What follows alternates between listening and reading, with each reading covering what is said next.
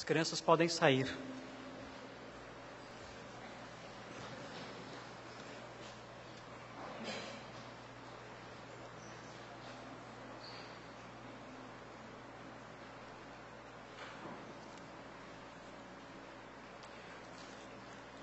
O Nicolas leu o texto de 2 Coríntios 5:1. Esse é o texto que nós vamos estudar hoje. É só um versículo. Irmãos, há alguns anos atrás eu participei de uma série de conferências na Igreja Batista da Liberdade, em Araraquara, e eles pediram para eu falar sobre o inferno. E eu levei uma série de estudos àqueles irmãos daquela igreja sobre esse tema, sobre o inferno. E existe uma rádio evangélica chamada BBN. Essa rádio, ela pegou os estudos e pediu autorização para transmitir. Então, eu autorizei a transmissão desses estudos, pediu também para transmitir esses sermões do pastor Thomas, do pastor Pedro Freitas, do pastor Marcos Samuel, do Nicolas também, e nós autorizamos isso na época, e eles têm transmitido nessa rádio. A rádio se chama BBN. Mas eu não conheço a rádio muito bem, eu nunca consegui sintonizar, mas um tempo depois essa rádio entrou em contato comigo, pedindo para mim o seguinte, falando: pastor Marcos, nós temos transmitido seus estudos sobre o inferno, mas nós queríamos que você também nos trouxesse estudos sobre o céu, porque só sobre o inferno o nosso público vai ficar sentindo falta da outra parte, o que é de se compreender, né? Então, eu disse para eles o seguinte: olha, eu estou apresentando para a minha igreja uma série sobre Mateus. Quando eu terminar Mateus, eu então faço os estudos sobre o céu, porque eu não posso pregar só para vocês. Eu tenho que pregar para alguém. Eu não posso pregar para o vazio para levar para a rádio depois. Então, eles disseram: não, nós aguardamos, e eles então estão aguardando. E eu vou apresentar esses sermões para os irmãos. Então, nas próximas semanas, talvez meses, nós vamos estudar sobre o céu, ou sobre a vida após a morte, a vida do crente após a morte, com o objetivo de sanar dúvidas dos irmãos e solucionar, dissolver confusões que são feitas nessa área. Essa é uma área de muitas confusões.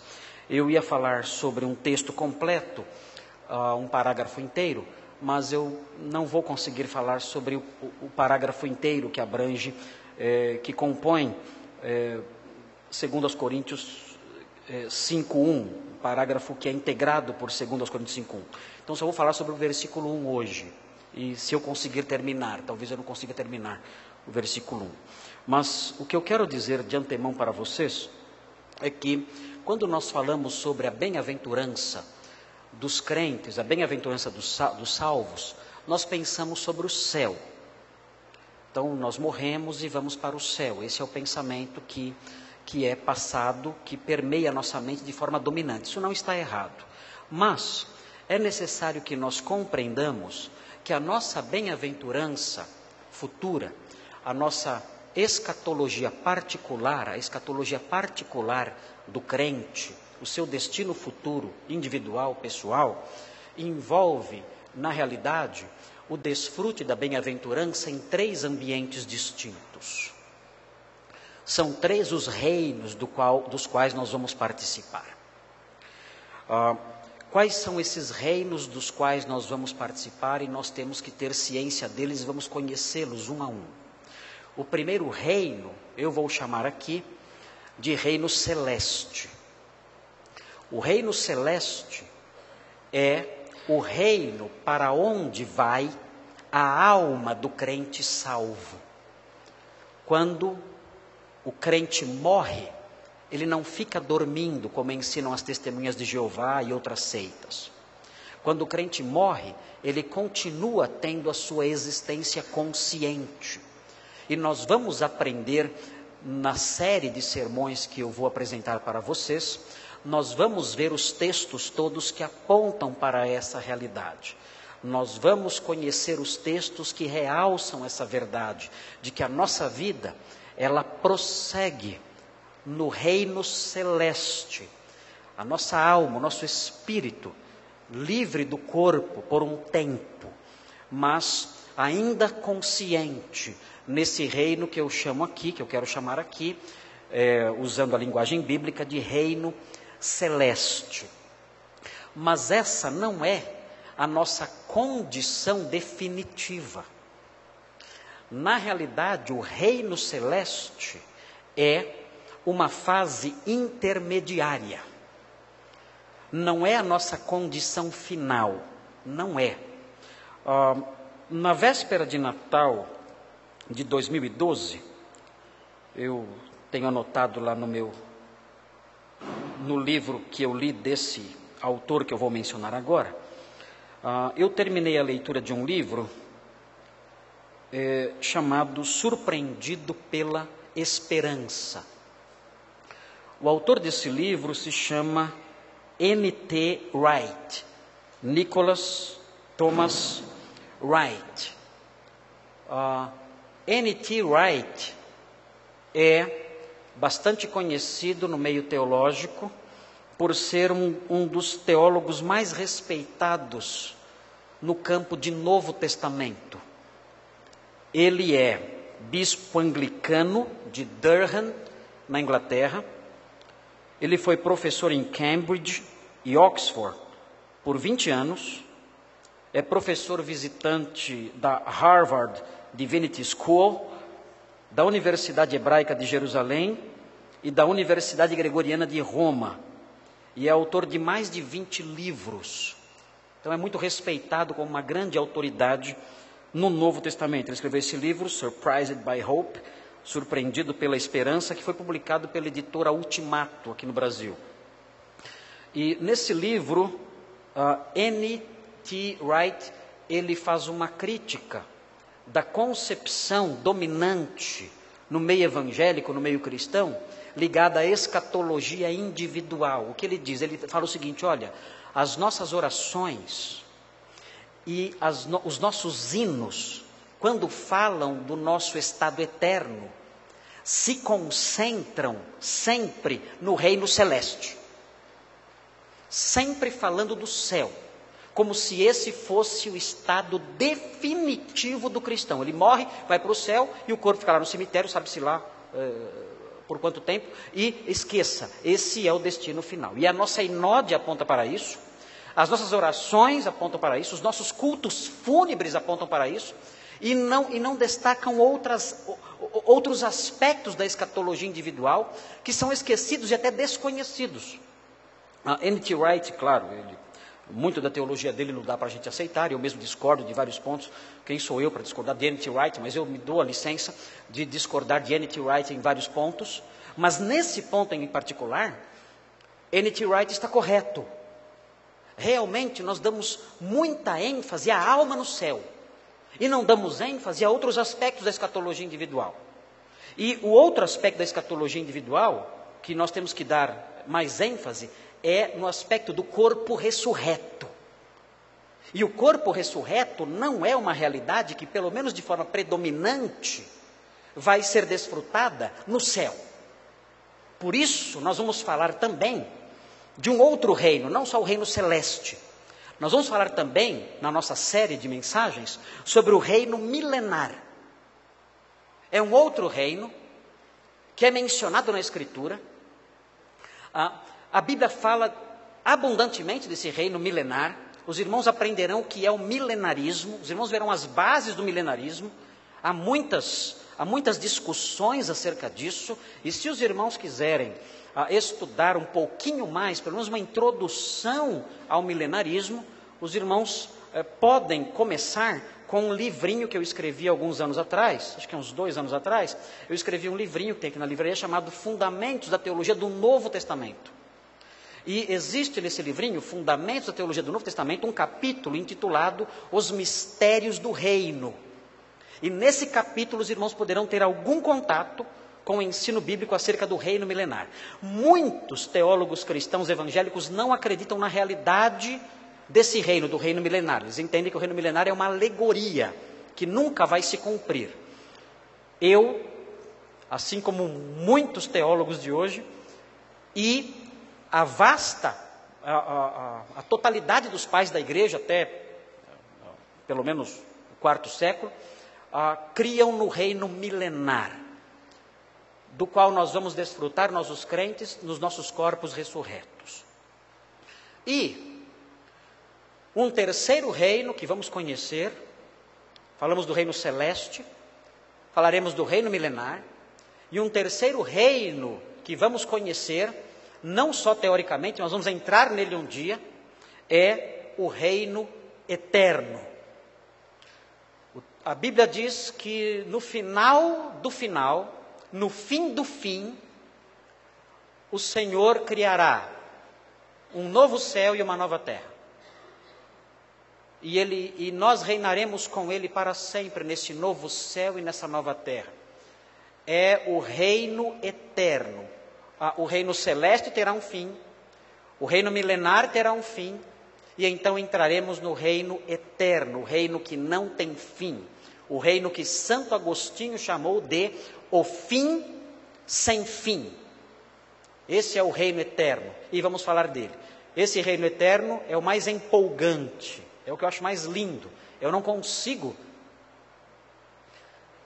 ler sobre o reino eterno. Quando eu leio sobre o reino eterno, eu fico emocionado, eu choro, quando eu tenho saudades, como se eu já estivesse lá. Eu tenho saudades, vontade de chegar logo ao reino eterno. Eu, por mim, até dispensaria o milênio, não tem problema para mim. Eu não posso dispensar porque está na Bíblia, mas eu até dispensaria o milênio, porque o reino eterno é simplesmente extraordinário. Então, é muito empolgante falar sobre esse reino, e nós vamos estudar isso, se o Senhor permitir. E como eu estive bem perto dessas realidades há pouco tempo atrás, quase fui para o reino celeste há alguns meses, então esses assuntos vão se revestir de uma qualidade, de uma importância e de um interesse ainda maior, e de um significado ainda maior para mim. Por que temos que falar sobre isso? Não é só porque a Rádio BBN está interessada em transmitir sobre isso, e porque é o interesse do povo de Deus em geral, mas porque há muita confusão hoje em dia sobre isso. Muitos crentes estão crendo em superstições. E eu já disse uma vez e repito aqui: se existe um lugar onde você escuta tolices teológicas, é no velório. Vá no velório de alguém e lá você ouvirá as maiores tolices teológicas de todos os tempos. Você vai escutar lá. Tudo de absurdo você vai escutar lá. Tudo. E essas coisas são ditas, inclusive por pastores e por crentes, porque não conhecem o ensino bíblico acerca dessas coisas. Por isso eu quero caminhar com os irmãos cuidadosamente, olhando meticulosamente para os versículos bíblicos, para que nós formemos um pensamento sólido, para que nós formemos um pensamento extremamente bem embasado, e não nos deixemos levar pelas superstições, pelas ideias, pelas invenções dos homens. E quando eu falo invenções dos homens, eu tenho em mente em especial um livro que saiu nos Estados Unidos em 1999, chamado What's Heaven? What's Heaven? O que é o céu? Esse livro foi escrito por uma senhora chamada Maria Shriver. É Maria mesmo, não é Mary. É Maria Shriver. Maria Shriver, ela é sobrinha de John Kennedy, do presidente que foi assassinado, John Kennedy. E ela escreveu esse livro para crianças. O que é o céu? É a história de uma menininha que chega em casa e encontra a mamãe chorando. E a mamãe está chorando porque a vovó morreu e foi para o céu. Então a menina pergunta: o que é o céu? Aí o nome do livro. Aí a mamãe explica o que é o céu. E aí você entra então num festival de absurdos. Essa Maria Shriver, ela ensina as crianças sobre a salvação em termos tão perigosos. Simplesmente destrói qualquer esperança de salvação para uma criança, ensinando aquilo lá. Porque ela ensina a salvação pelas boas obras. Acredite em si mesma, você tem que acreditar em si mesma. E aí então você vai para o céu se você for uma pessoa boa durante toda a sua vida. Maria Shriver, ela é casada com Arnold Schwarzenegger. E ela é a exterminadora do futuro das crianças. E eu vou ler um pedacinho do livro que ela escreveu, para vocês terem uma ideia do que ela escreveu, dos absurdos que ela escreveu aqui. E esse livro é um best-seller nos Estados Unidos. Foi vendido aos milhões. E o texto, um trecho, diz assim: a mamãe falando para a filhinha sobre a vovó e sobre o céu. Ele diz o seguinte: o céu é um lugar lindo, onde você pode se sentar sobre as nuvens macias e conversar com todas as pessoas que estão ali. À noite você pode se sentar ao lado das estrelas mais brilhantes de todo o universo. Se você for boa durante toda a sua vida, então você vai para o céu, quando a sua vida terminar aqui na terra. Deus enviará os anjos que vão levá-la ao céu para você estar sempre com Ele. E ela prossegue, e aí cai naquele lugar comum, que todo mundo fala: e a vovó está viva em mim. No finalzinho a menininha faz uma oração para a vovó, dizendo: vovó, eu quero que você saiba que você sempre estará viva em mim. Todo mundo fala isso, é aqueles jargões dos incrédulos, tolos, jargões tolos de incrédulos também tolos, que inventam coisas e dizem essas coisas que são bonitas de se dizer. O que é isso? Está viva em mim? Ninguém entende o que é isso. Enfim, continua. E o mais importante, a mamãe falando para a filhinha: a vovó me ensinou a acreditar em mim. Aí que está uma lição importante para ir para o céu. Tem que acreditar em você e ser uma pessoa boa a vida inteira. E ele continua dizendo: ela está num lugar seguro com as estrelas, com Deus e os anjos. E ela, a vovó, está velando por nós lá de cima. Então a vovó, na escala de divindade de 1 a 10, a vovó é 3. Ela é um deusinho que está olhando pelos seus queridos lá de cima, cuidando deles. É um deusinho que está socorrendo, ajudando, enfim, acompanhando as pessoas. Tudo isso nós ouvimos nos velórios por aí afora. E o livro continua falando que os animais também vão para lá. Então o cachorrinho vai para lá, gato vai para lá, enfim, tudo está lá. E não fala nada sobre a salvação pela fé em Jesus, nada. Não fala sobre pecado, não fala sobre perdição eterna, nada. Decididamente não é um livro para crianças que dá para usar no dever. Não dá para usar no departamento infantil, não tem como. É um livro blasfemo, é um livro errado teologicamente, e que educa as crianças desde pequenininhas a terem uma esperança vazia, falsa, preparando-as para a incredulidade, acreditando que poderão ser salvas por seus próprios esforços. Claro, o mundo aplaudiu esse livro, mas é uma imensa mentira. Como eu mencionei, isso serve como uma arma para exterminar o futuro das crianças. Por causa de noções como essas, por causa de invenções como essas, nós temos que conhecer de modo mais sólido, de modo mais completo, de modo mais pleno o ensino bíblico acerca da vida após a morte. Então, por isso nós vamos caminhar por esses textos bíblicos que falam sobre o assunto, e o primeiro deles é esse que o Nicolas leu, que eu quero estudar com os irmãos hoje. Texto de 2 Coríntios 5:1, que fala: sabemos que se a nossa casa terrestre deste tabernáculo se desfizer, temos da parte de Deus um edifício, casa não feita por mãos, eterna, nos céus. Muito bem, para que nós nos sintonizemos, os irmãos têm que estar em sintonia comigo, é importante que os irmãos entendam, de antemão, desde agora, os irmãos verão isso com mais clareza depois, mas é preciso que os irmãos entendam desde já, que quando o texto fala sobre a nossa casa terrestre, não está falando da nossa casa aqui, não é a sua casa onde você mora. A casa terrestre aqui não é a casa onde você mora, o seu apartamento, a sua residência, não é disso. Quando o texto fala da casa terrestre, está falando do seu corpo, o seu corpo físico. A casa terrestre aqui é o seu corpo físico. É disso que o texto fala, e nós veremos isso com mais clareza na sequência. O texto prossegue dizendo: deste tabernáculo se desfizer, temos da parte de Deus um edifício, casa não feita por mãos, eterna. Essa segunda casa, que o texto menciona aqui, não é a mansão celeste, onde você vai morar. Não é. Jesus falou: na casa de meu pai há muitas moradas. Não é disso que o texto está falando. Ainda que na casa do pai existam muitas moradas, muitos quartos, muitos alojamentos na casa do pai, não é disso que o texto está falando. Quando o texto está falando sobre o fato de Deus de termos da parte de Deus um edifício, uma casa não feita por mãos, esse texto está falando sobre o seu corpo futuro, o seu corpo ressurreto. Entenderam isso? A casa terrestre é o corpo que você tem agora. Você pode não gostar muito dele. Você pode olhar e falar assim, poxa, isso aqui é sei lá, um Singapura. Não gosto dessa casa terrestre. A ciência é a casa terrestre que você tem. E na sequência, quando o texto fala da casa não feita por mãos, não são as mansões. São os corpos dos crentes ressurretos. É disso que o texto fala aqui. Então, com isso já em mente, nós vamos nos aproximar do versículo e compreender melhor o versículo. O que eu quero transmitir para vocês são três aquisições do cristão ligadas à efemeridade da vida. Nós temos algumas bênçãos, nós temos algumas aquisições que são ligadas à efemeridade da vida aqui.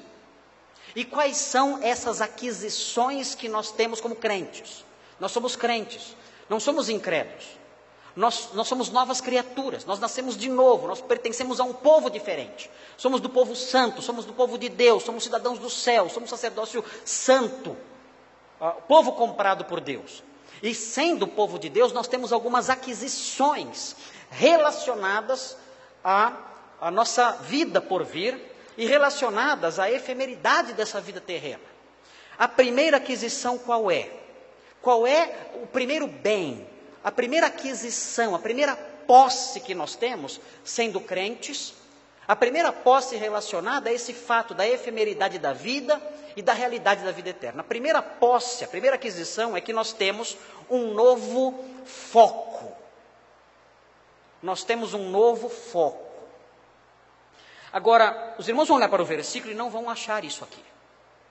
Vão olhar o versículo e falar, mas onde está isso aqui no versículo? Mas está. Eu vou mostrar para vocês. Está aqui o novo foco. Mas onde está? Esse novo foco está numa palavra que muitas Bíblias não traduziram. E talvez você não ache a palavra aí. É a palavra pois. Ela não está na sua Bíblia. Ela não foi traduzida para o português. Eu olhei em algumas versões, só encontrei uma versão, só uma tradução em que a palavra pois aparece. O versículo deveria ser assim: pois sabemos, ou porque sabemos. Mas as traduções, a maior parte das traduções, tiraram esse pois. E tiraram esse porquê. Pode ser ou pois ou porquê. Um dos dois pode ser, sem problema. Mas por alguma razão, os tradutores omitiram essa palavrinha.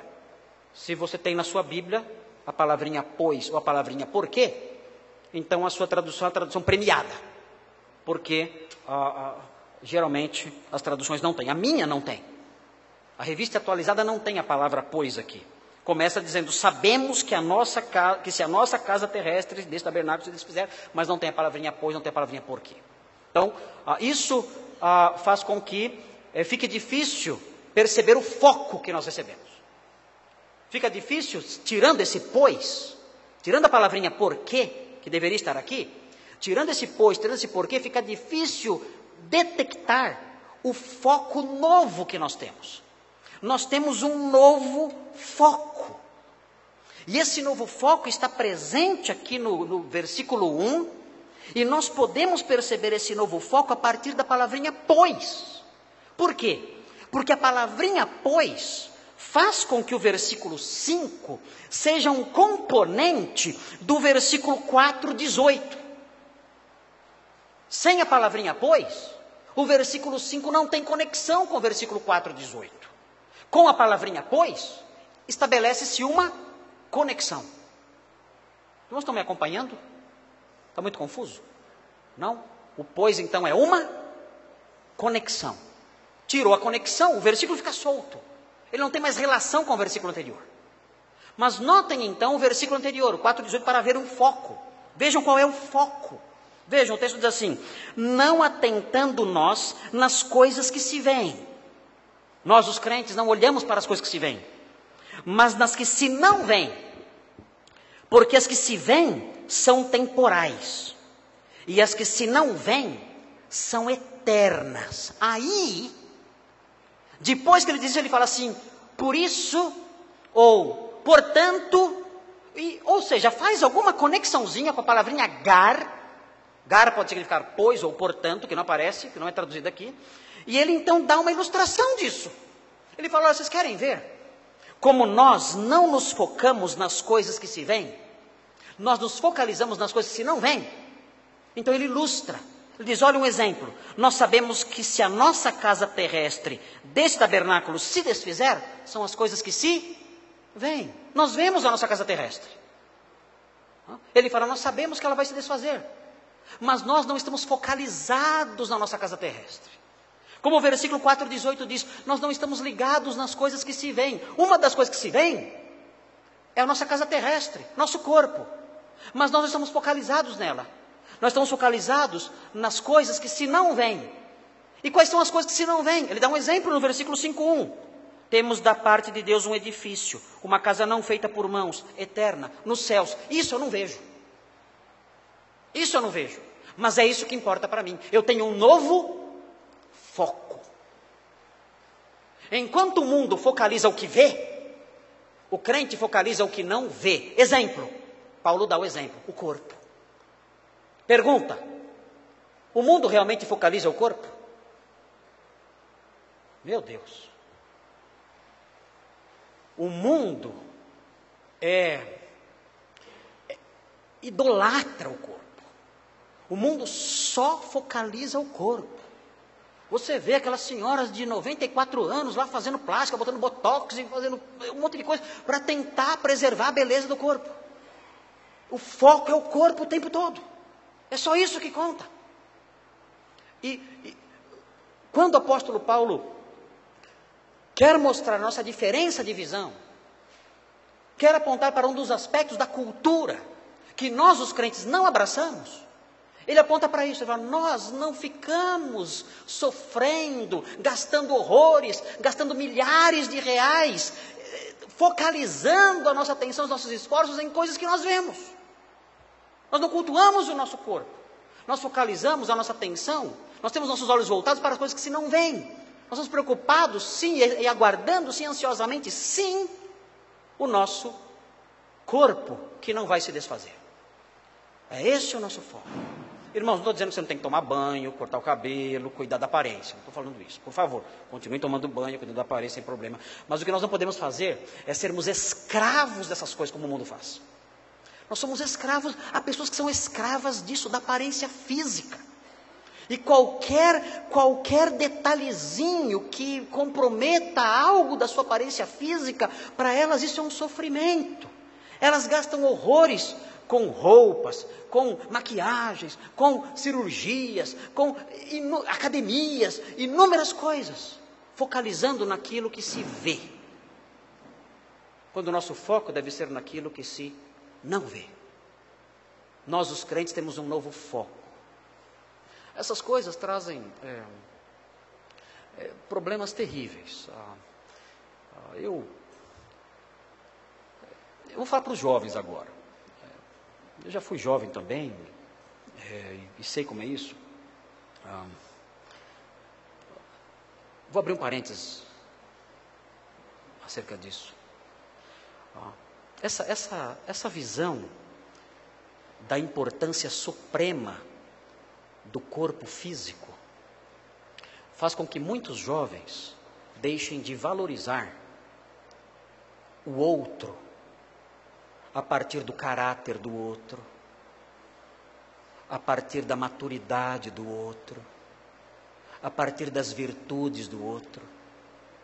E o jovem só considera a aparência física do outro. É a cultura hollywoodiana, é a cultura da novela.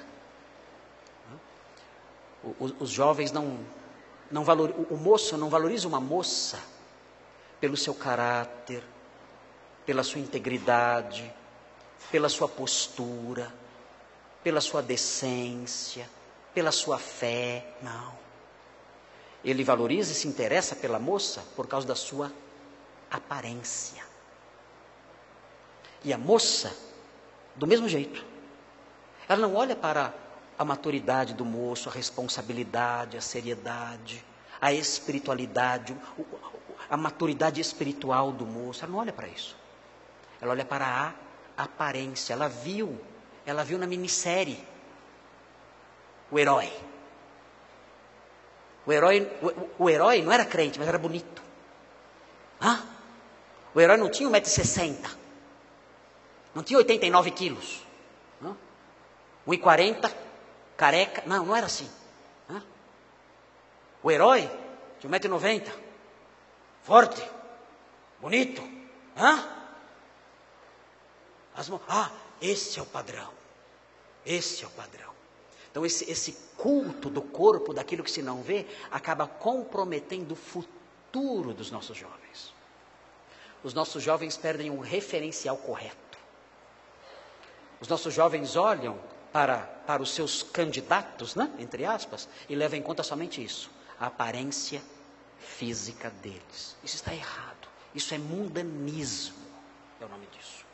Nós, de acordo com esse texto, de acordo com a palavrinha não traduzida, de acordo com o texto invisível em português, nós temos, pela conexão do versículo 1 com o versículo 4:18, nós temos um novo foco.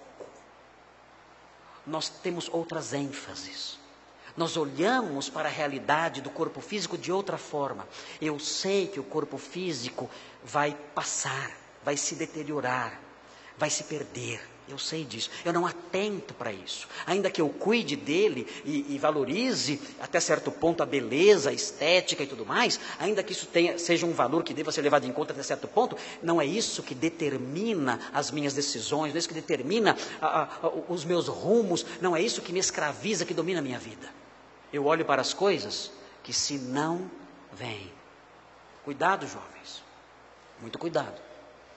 Porque se você tomar uma decisão nesse campo de casamento, com base naquilo que você vê, e não com base naquilo que se não vê, que é o homem interior, se você tomar uma decisão nessa direção, com base nisso, você vai descobrir bem cedo que a forma exterior é muito efêmera e vai passar, depressa.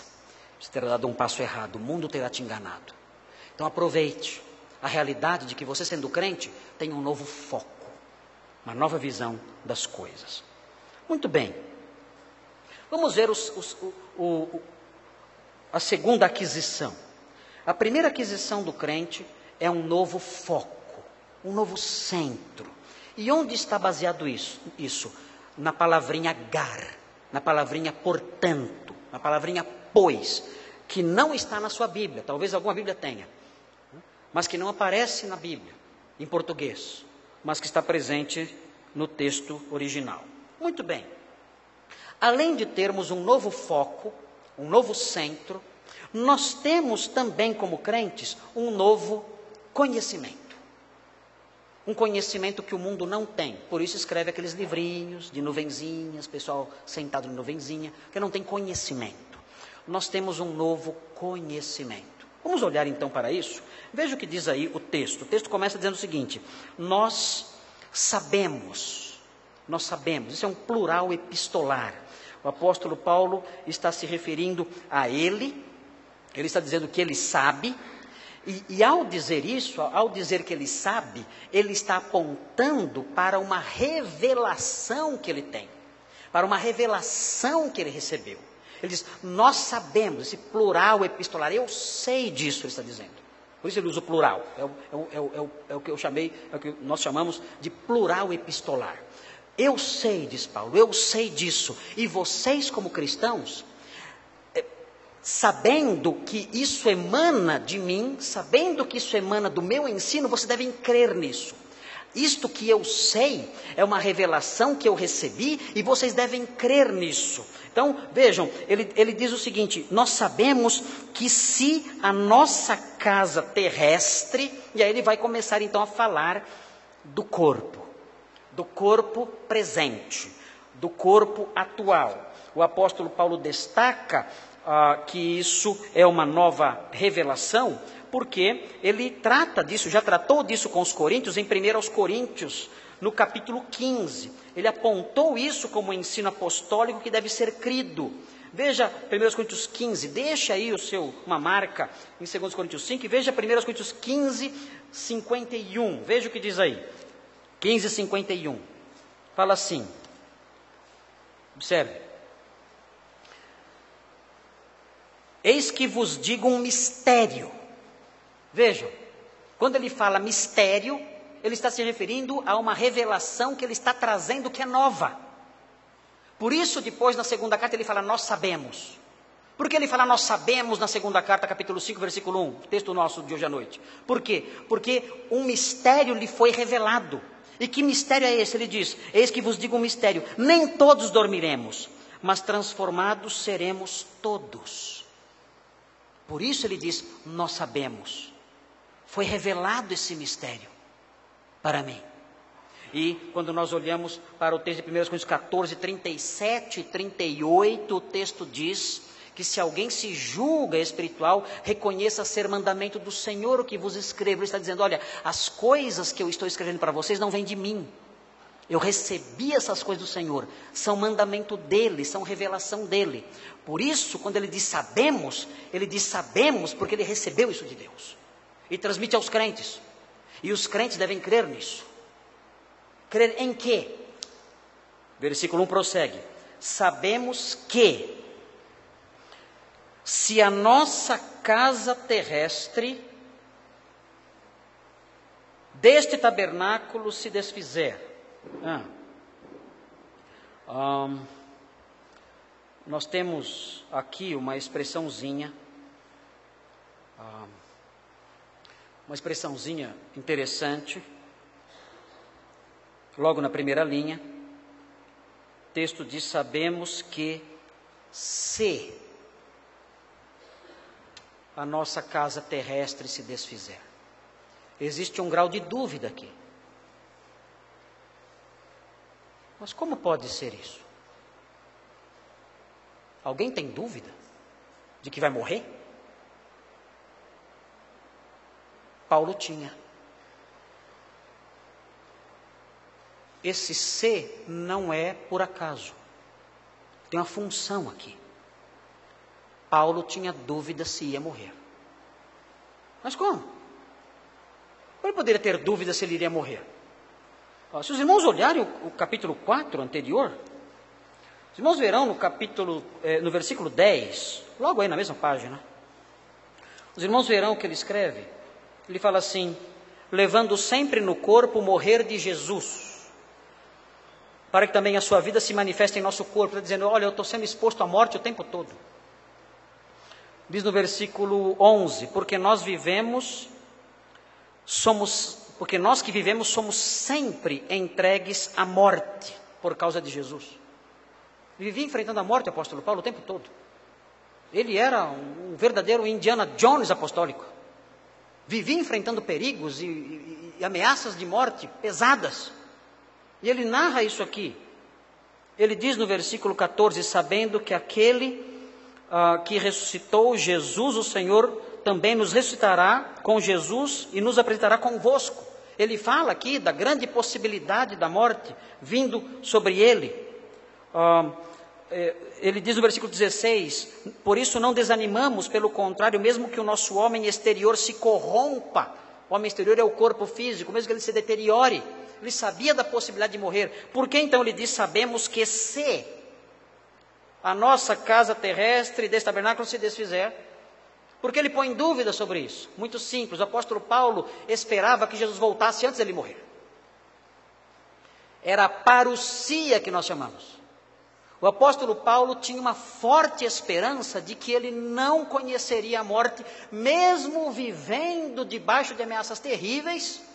Ele ainda assim acreditava que o Senhor poderia voltar a qualquer instante e ele não morreria. É interessante o ensino dele aqui, porque eu aprendi algo com o que o apóstolo Paulo ensinou. Eu não vou mais falar, olha, quando eu morrer, eu não vou mais falar assim agora, daqui para frente. Eu não falo mais assim. Eu não falo mais, olha, quando eu morrer. Não. Agora eu falo diferente. Eu falo, olha, se eu morrer, para desespero das minhas filhas, que estão de olho na minha herança faz tempo. Hã? Sempre falam para mim, pai, quando você morrer, você deixa a casa para mim? Né? A Helena sempre pede a casa para ela.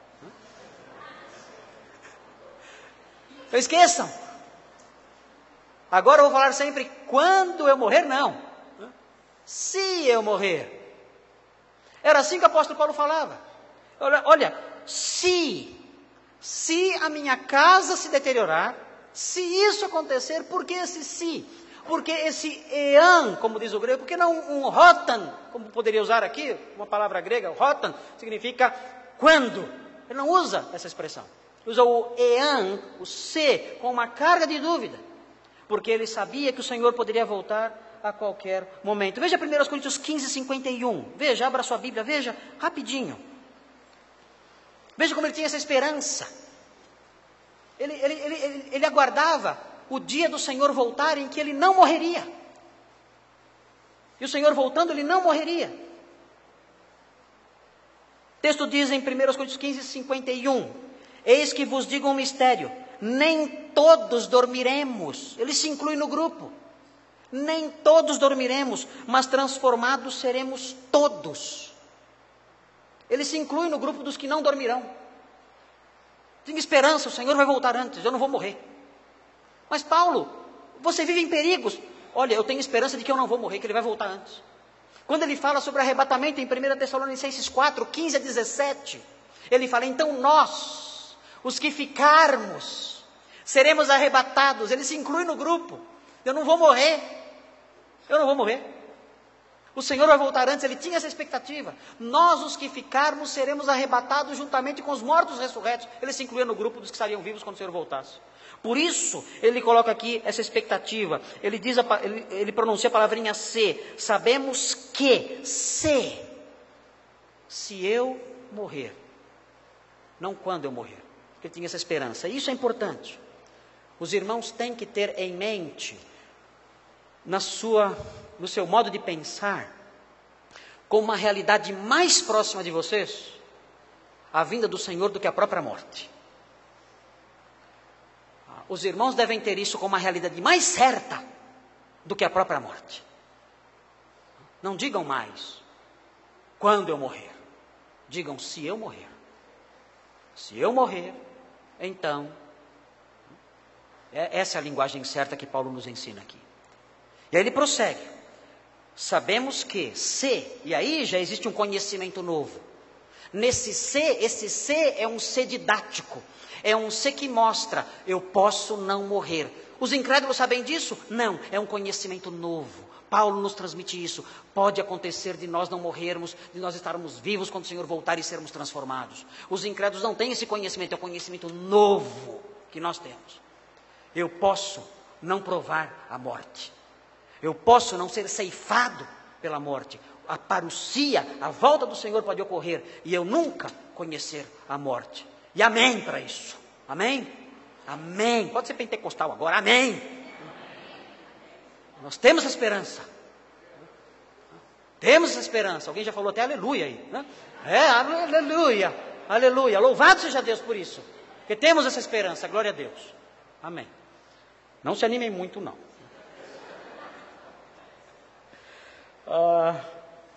O texto prossegue. O apóstolo Paulo diz o seguinte: se a nossa casa terrestre, e aí ele vai falar do corpo agora. O nosso corpo é terrestre. E o que significa o nosso corpo ser terrestre? Significa que o nosso corpo tem conexões com esta terra. É um corpo desta criação. É um corpo desta realidade. É um corpo que tem laços com esta realidade terrena.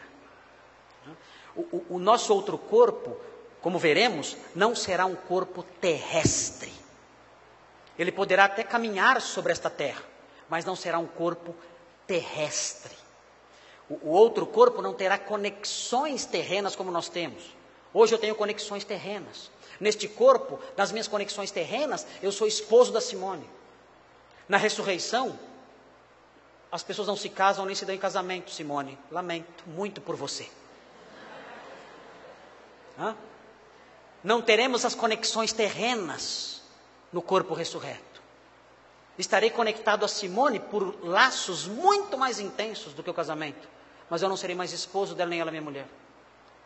O nosso corpo terreno está conectado à realidade terrena, à criação terrena. E por isso ele é chamado assim de uma casa terrestre. Agora notem com atenção o que vem a seguir. Porque o que vem a seguir é uma cláusula que nós costumamos chamar de uma cláusula. Prestem atenção nisso. Eu quero familiarizar os irmãos com algumas coisas. Eu quero que os irmãos sejam doutores, mestres. Então, por isso eu vou usar essas palavras que eu vou usar agora, para familiarizar os irmãos. Depois, no futuro, não vou precisar mais falar, explicar, porque os irmãos já vão saber. Né? Essa aqui é uma cláusula, quando o texto fala, a nossa casa terrestre deste tabernáculo, essa expressão deste tabernáculo é uma expressão epesegética. O que é isso? O que é uma expressão, uma cláusula, ou aqui no caso é um genitivo, mas aí para explicar vai demorar mais. Um genitivo epesegético. Uma cláusula ou um genitivo epesegético é uma cláusula ou é um genitivo explicativo. Ok? Deixa eu dar um exemplo para vocês. No céu nós vamos receber a coroa da justiça. O que significa isso? Nós temos aí um genitivo epesegético. Justiça explica o que é a coroa. Nós vamos ter a coroa que é a justiça. Entenderam isso? Não é que você vai ter uma coroinha lá escrito justiça, não é isso. Ninguém vai ter lá uma coroinha escrito justiça andando no céu com essa coroinha ridícula na cabeça. Não é isso. Significa que no céu nós vamos receber uma coroa. Que coroa é essa? Essa coroa é a justiça. É isso. Vamos receber a coroa da glória. Uma coroa escrito glória? Não. Vamos receber a coroa que é a glória. Nós temos o selo do Espírito. O que significa isso? Que quando a gente se converte, Deus coloca um selinho no nosso coração ali, gruda lá? É isso? Não! Nós temos o selo que é o Espírito. Isso é um genitivo epesegético. Quando fala o selo do Espírito, é o selo que é o Espírito. Vejam, por exemplo, aqui no versículo 5, se não me engano, nós vamos chegar lá hoje, não vai dar, evidentemente. Versículo 5. Veja o que diz no finalzinho do versículo. Outorgando-nos o penhor. Penhor do quê? O penhor do Espírito. Aqui temos de novo um genitivo epesegético. O penhor que é o Espírito. Entenderam isso? Qual é a nossa garantia? É o próprio Espírito. Entenderam isso?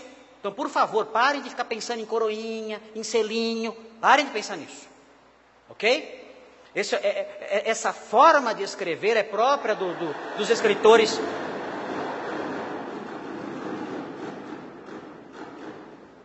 Ok. É própria dos escritores do Novo Testamento. E o objetivo é explicar. O que é o penhor? É o Espírito. O que é a coroa? É a justiça. O que é a outra coroa? É a glória. E agora aqui nós temos isso. Nós temos, o texto diz aqui, nós temos uma casa terrestre. E essa casa terrestre é o quê? É a casa do tabernáculo. É a casa que é um tabernáculo. Sabe o que significa? Que a nossa casa, o nosso corpo aqui, é uma tenda. E a questão é a seguinte: quem são as pessoas que usam tendas? São os nômades. As pessoas que estão num lugar apenas de passagem. Esta nossa casa é uma tenda. Não se apegue muito a ela. Não plante muitos jardins. Não enfeite muito, não se preocupe com muitos enfeites, com decorações, com o design do interior da casa. Não gaste muito dinheiro com isso. Mantenha a tenda limpinha, arrumadinha, sem problemas. Mas não faça grandes investimentos nela, porque ela é uma tenda passageira. Esse é o conceito de Paulo do nosso corpo. Esse é o novo conhecimento. Ele diz, nós sabemos que se esse corpo, que é só uma tenda temporária, esse é o conceito que temos que ter do nosso corpo, é uma tenda temporária. É isso que Paulo quer dizer. Paulo fazia tendas, Paulo era um fazedor de tendas. Ele sabia que as tendas eram temporárias. Ele sabia que as tendas eram provisórias, passageiras. Ele sabia disso. É isso que ele pensa quando ele fala nosso corpo. Olha, nosso corpo é isso, é uma tenda temporária. E ele fala, ainda que o nosso tabernáculo, a nossa casa, que é um tabernáculo, se desfaça. O que significa? A tenda é desmontável. Sabia disso? A tenda é desmontável. A sua tenda, ela está se desmontando. Não é assim que a gente faz quando vai na praia e coloca aquelas cabaninhas? Na hora de ir embora, o que a gente faz? Você dá um pontapé nela? Derruba tudo? Não, o que você faz? Você começa a desmontar. Você tira o primeiro, como chama? Quando você... A estaca, uma estaquinha, né? Você tira a primeira estaquinha, ela dá uma balançada. Você tira outra estaquinha, ela tomba para lá. Este é você. Sempre que você for na praia, se alegre com esse pensamento. O seu corpo é aquela tenda que já está sendo desmontada. Já tiraram algumas estaquinhas. Olha o pastor Thomas, quase nem tem mais estaca. Você olha. Então você vai olhar, você lembra facilmente, né? As estacas sendo removidas, né? Está desabando devagarinho. É assim que acontece conosco. É assim que acontece com esta tenda. Esta tenda é assim. Ela vai se desfazendo aos pouquinhos. O apóstolo Paulo pensa no momento em que esse desmontar da tenda vai chegar no seu ápice. E toda a tenda será destruída. Toda a tenda será... toda a tenda vai ser colocada ao chão. E nós lembramos disso, temos que lembrar disso. E temos que ter esse conhecimento, é um novo conhecimento. O nosso corpo é uma tenda temporária. E esse nosso corpo, se o Senhor não voltar, se a parousia não acontecer, o nosso corpo vai se desfazer. A tenda vai desabar aos pouquinhos. Pode acontecer dela até desabar de repente, dependendo da situação. Mas uma coisa é certa, se o Senhor não voltar, essa tenda vai desabar. E então, ela que é terrena, essa tenda que é terrena, vai no seu desabamento, na sua remoção, fazer com que todos os nossos laços terrenos desapareçam. Menos um. Só tem um que não. Só tem um laço que nós temos hoje que não vai se desfazer. Sabem qual é? Qual é o único laço que não vai se desfazer? Se os irmãos olharem para Romanos 8, vão descobrir. Isso é muito importante. Romanos 8. Veja o versículo 38. Romanos 8, 38.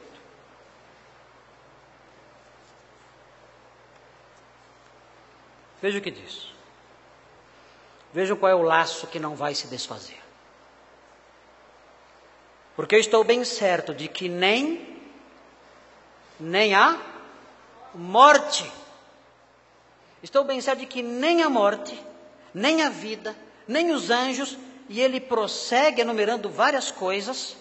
Ele diz: estou certo de que nada disso poderá separar-nos do amor de Deus. Esse laço que foi criado aqui, enquanto estamos nesse tabernáculo terreno, vai perdurar.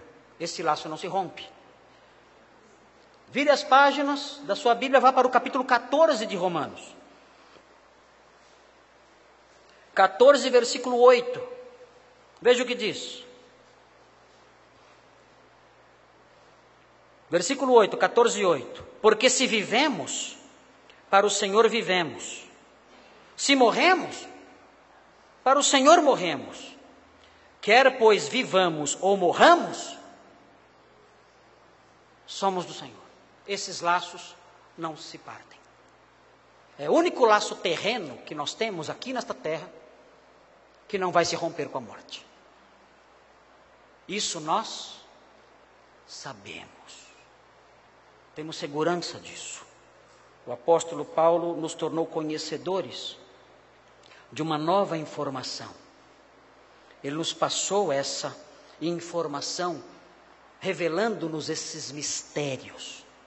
Nós poderemos não morrer se o Senhor voltar. Por outro lado, nos mostrou que nós temos um corpo que é uma tenda, que se desfaz.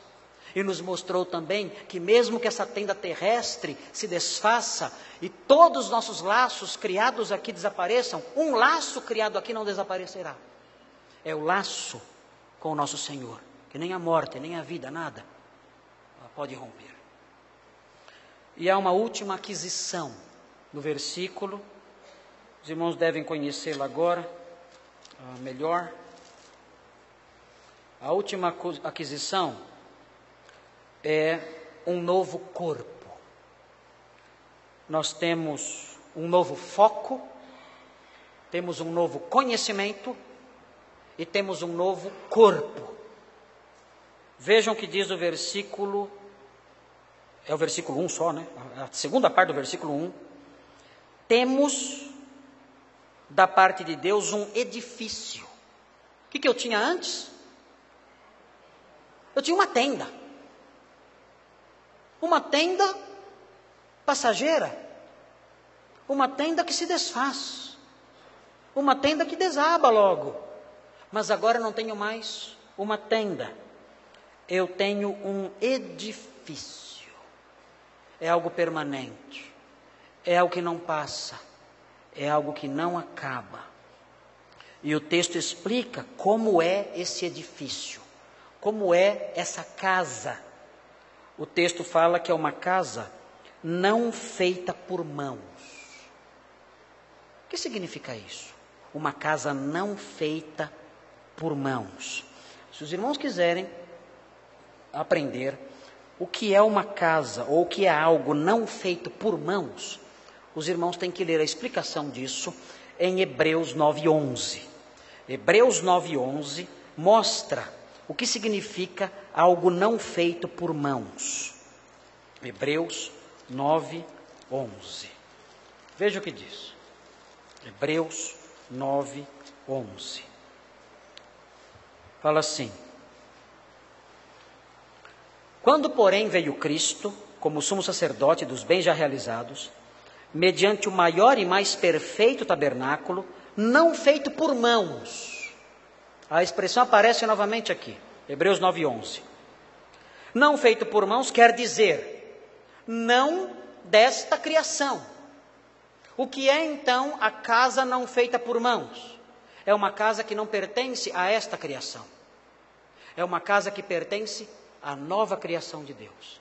O corpo que nós teremos pertencerá à nova criação de Deus. Esse nosso corpo será recriado. Esse nosso corpo será refeito, será parte da nova criação de Deus. E o versículo continua dizendo que esse corpo é eterno, ou seja, ele não se desfaz, ele não se deteriora. Se a casa terrestre é uma tenda que desaba, o edifício celeste é um edifício que não se deteriora, não se desfaz. E ele termina dizendo que esse edifício, essa casa não feita por mãos e eterna, ela é uma casa nos céus. O que significa? Que nós vamos desfrutar dela no céu? Não, não é um locativo aqui. Essa expressão, ela é qualitativa. Ela diz que esse corpo é um corpo celeste. É um corpo que não pertence a esta criação, mas a uma criação celeste. Há uma nova realidade, há uma realidade supraterrena, o corpo que nós teremos, que ele chama de edifício, que ele diz ser, em outro lugar, um corpo espiritual, ou seja, total, não é que ele vai ser, não é que não vai ter matéria. Muitos crentes pensam que o corpo ressurreto não vai ter matéria. Ele vai ter matéria, mas ele é chamado de corpo espiritual, porque ele vai ser totalmente dominado pelo Espírito. Não como agora o Espírito nos domina, mas de modo completo, pleno. A vida, a energia que o mantém de pé é plenamente decorrente do Espírito Santo. Por isso é chamado de um corpo espiritual, pertencente a uma outra dimensão, pertencente a uma outra criação. Por isso ele é chamado de um corpo celeste, diferente dos corpos terrenos que nós vemos. Tudo isso nós temos como novo. O apóstolo Paulo, então, no versículo 1, ele mostra 2 etapas da nossa existência. E diz o seguinte: nesta primeira etapa, nós moramos numa tenda que se desfaz. Não há como escapar dessa fase. Escaparemos dessa fase se o Senhor voltar. Mas ainda assim experimentamos essa tenda, e ainda assim experimentamos o desfazimento dela. Mas há uma outra fase para nós. Há uma fase em que vamos deixar a tenda. Uma fase em que habitaremos num edifício não desta criação, num edifício perene, num edifício de natureza celeste. Quando isso vai acontecer? Isso não vai acontecer quando nós morrermos. Se morrermos. Quando nós morrermos, nossa alma vai para o céu, não teremos um corpo ressurreto no céu. Iremos para o reino celeste.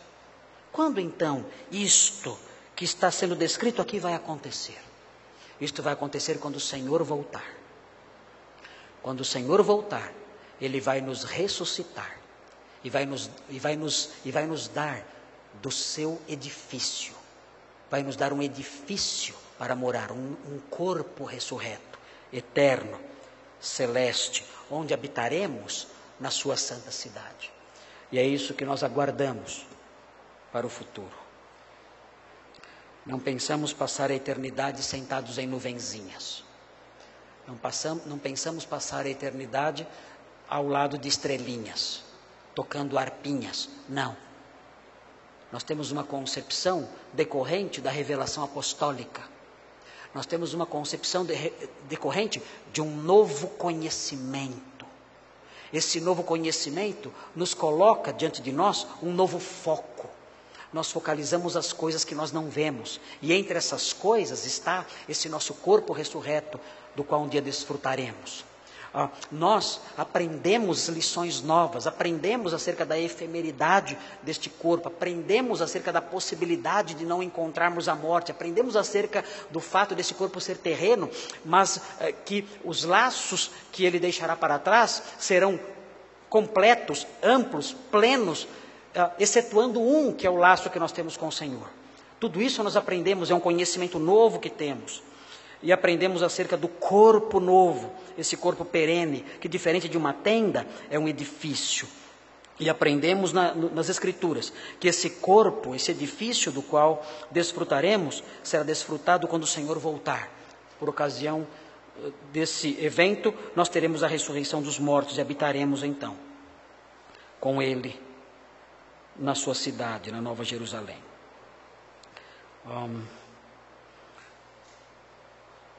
Eu vou terminar compartilhando com os irmãos uma poesia que foi escrita no século XII. por um monge beneditino chamado Bernardo de Cluny. Cluny era um mosteiro na França. Praticamente se tornou uma nova ordem dentro da ordem maior dos beneditinos. E Bernardo de Cluny viveu no ano 1100 até o ano 1150, ele morreu com 50 anos de idade só. E ele escreveu uma poesia chamada Jerusalém Dourada. Jerusalém Dourada. Eu li essa poesia recentemente num livro de Alistair McGrath, que é um teólogo inglês muito produtivo, ele escreve muito. Então, eu lendo sobre o céu nesse livro de Alistair McGrath, eu aprendi, tive contato com essa poesia. E como eu li a visão de eternidade da exterminadora do futuro, das crianças, eu não quero que essa imagem fique na mente de vocês. De nuvenzinhas e essas outras invenções e cachorrinhos brincando sobre as nuvens. Não, nada disso. Gostaria que os irmãos, ao refletir sobre essas realidades da vida eterna, saíssem da igreja hoje com uma visão mais sólida acerca do que nos aguarda quando nós recebermos esse edifício que é o corpo da ressurreição. Acerca do que nos aguarda e onde desfrutaremos e onde viveremos nesse edifício que é o corpo da ressurreição. Edifício que não passa, que não envelhece, que não morre. E esse lugar é a Jerusalém. É a Nova Jerusalém. É a Jerusalém Dourada, de Bernardo de Cluny. Eu vou ler a poesia para vocês. É muito linda. Pelo menos eu gosto muito dessas coisas. Essas coisas me deixam muito empolgado quando eu leio sobre essas coisas. Eu não sou o exterminador do futuro, mas eu sou o homem do futuro. Eu penso no futuro, muito nesse futuro aqui. Jerusalém Dourada.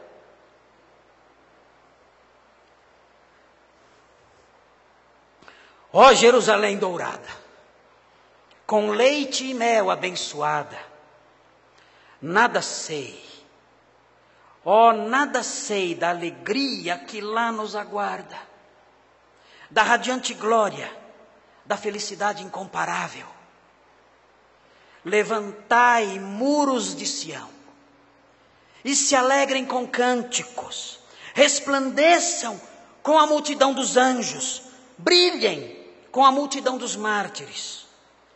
O príncipe estará com eles para sempre. A luz do dia ali é resplandecente, e os pastos são verdejantes. Lá está o trono de Davi, e lá, livre de cuidados, está o clamor dos que triunfaram, o cântico dos que festejam no banquete. Eles que junto ao seu líder venceram a batalha, estão envoltos para sempre em túnicas brancas. Ó doce e abençoada terra, habitação dos eleitos de Deus. Ó doce e abençoada terra, que nossos corações tanto esperam. Jesus, em tua misericórdia, tu nos trazes a essa amada terra de descanso. É lá o nosso lugar. Receberemos um novo corpo que não se desfaz. E entraremos então na Jerusalém Dourada. A Jerusalém da poesia de Bernardo. A Jerusalém de João no Apocalipse. A Jerusalém dos nossos sonhos, dos nossos hinos. É isso que nos aguarda. É essa esperança que temos que ter. É este um aspecto do céu que deve estar presente na nossa cabeça, que deve nos consolar e nos ajudar a prosseguir. Nós não temos um muro lá na frente. Não. Lá na frente não há um muro. Lá na frente há uma cidade dourada. Ela nos espera. Caminhemos cada dia na sua direção. Oremos. Senhor Deus, obrigado pela esperança que temos. Obrigado porque essa casa, esse tabernáculo, essa tenda, ó Deus, ela sofre, nós adoecemos, nós envelhecemos. nós choramos, nós sentimos cansaço, nosso coração se derrete, nossa mente fraqueja, nossas pernas tremem, baqueiam, bambeiam, nossos órgãos se desfazem, envelhecem, deterioram, nossa beleza, nosso vigor murcha, eles murcham, Senhor, eles passam. Todos os dias nós decaímos, todos os dias essa tenda se desfaz um pouco. E quando olhamos para ela, quando olhamos para as coisas que vemos, nós desfalecemos. Mas o Senhor nos deu um novo foco. O Senhor, nos dando um novo ensino, nos deu um novo foco. E esse novo foco fala que teremos um novo corpo, que não será uma tenda, mas um edifício. Um edifício que não será demolido, um edifício perene.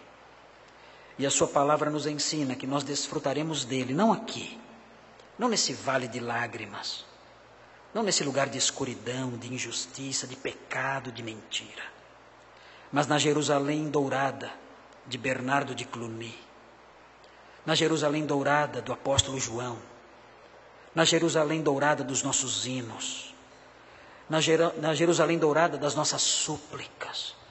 Ali sim, desfrutaremos desse corpo glorioso que o Senhor preparou para nós. Deus, consola-nos com isso. Enche-nos de entusiasmo e de vigor. Ajuda-nos a continuar, seguir em frente com entusiasmo, com vigor, sendo abundantes no seu serviço, sabendo, ó Deus, que caminhamos para uma cidade gloriosa, onde receberemos um corpo novo e estaremos para sempre com o Senhor. Ajuda-nos, consola-nos, revigora-nos, dá-nos ânimo em face dessas coisas. É o que pedimos em nome de Jesus. Amém. Amém.